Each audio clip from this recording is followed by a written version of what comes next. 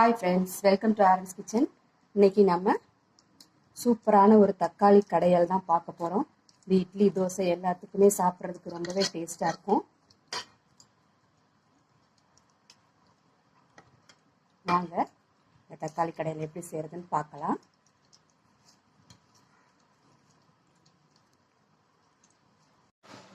இந்த தக்காளி கடையல் செய்கிறதுக்கு ஒரு குக்கரில் 4 தக்காளி வெட்டி வச்சுருக்கேன். இதை சேர்த்துக்கலாம். ஒரு மீடியம் சைஸ் வெங்காயம் நறுக்கி வச்சுருக்கேன், அதையும் சேர்த்துக்கலாம். 4-5 பச்சை மிளகாய் நறுக்கியிருக்கேன், அதையும் சேர்த்துக்கலாம். சாம்பார் பொடி ஒரு 2.5 ஸ்பூன் சேர்த்துக்கலாம். இதிலே மஞ்சத்தூள் இருக்குது, அதனால் மஞ்சத்தூள் தனியாக சேர்க்க தேவையில்லை. இப்போ அந்த தக்காளி மூழ்கிற அளவுக்கு தண்ணி ஊற்றிக்கலாம்.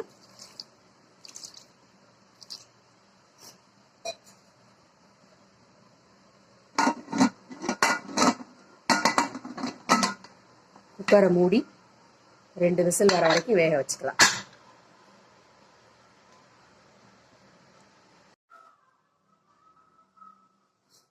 குக்கர் 2 விசில் வந்துருச்சு, எடுத்துக்கலாம்.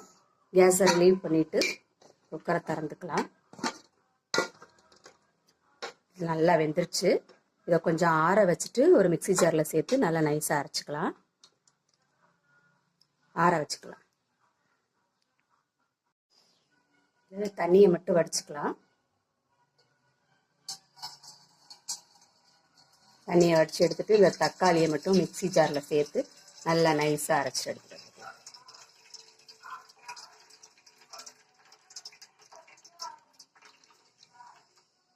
இதை நல்லா ஆற வச்சுக்கலாம்.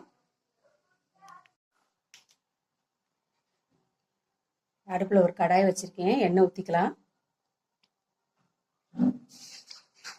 எண்ணெய் காயட்டும்.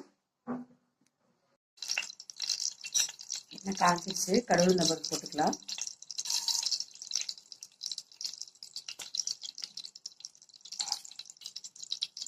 ஜீரகம் போட்டு தாளிச்சுக்கலாம். பொரியட்டும் நல்லா.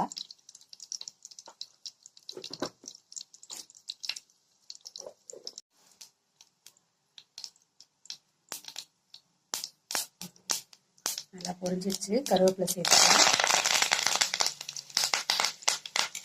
கொஞ்சம் வெங்காயம் சேர்த்து தாளிச்சுக்கலாம். வெங்காயம் நல்லா வதங்கட்டும்.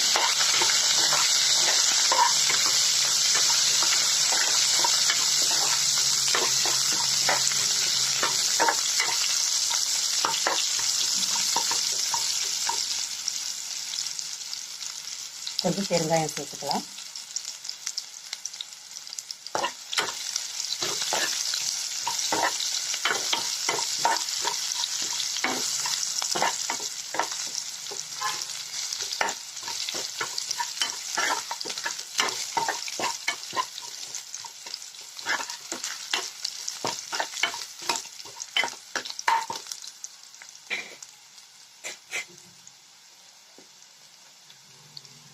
லேசாக கொஞ்சம் தண்ணி ஊற்றி வெங்காயத்தை வேக வச்சுக்கலாம்.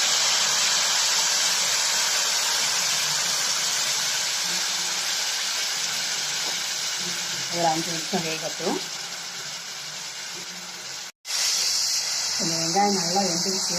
நான் மிக்சி ஜாரில் போட்டு அரைச்சி அந்த தக்காளியை இதில் ஊற்றிக்கிறேன்.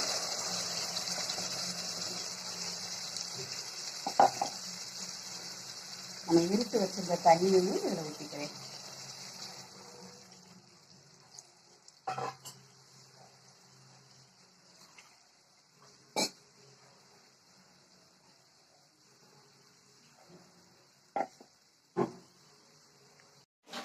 தேவையான அளவு உப்பு போட்டுக்கலாம். இது நல்லா கொதிச்சிருச்சு. இதில்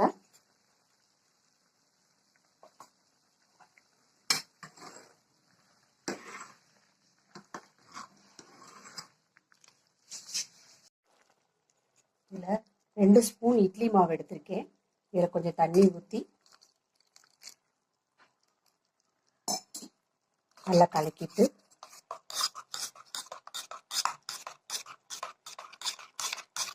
இதை இதில் சேர்த்துருவோம்.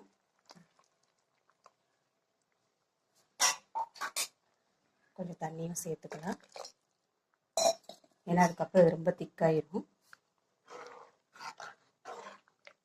இதுவும் நல்லா கொதிக்கட்டும்.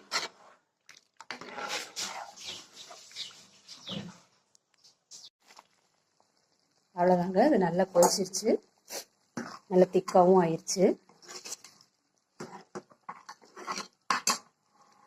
கொஞ்சம் மல்லித்தள்ளி தூவிட்டு ஸ்டவ் ஆஃப் பண்ணிடலாம்.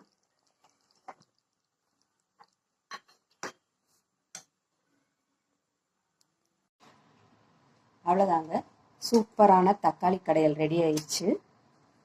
நீங்களும் இது மாதிரி செஞ்சு பாருங்கள், ரொம்பவே சூப்பராக இருக்கும், ரொம்ப டேஸ்டாகவும் இருக்கும்.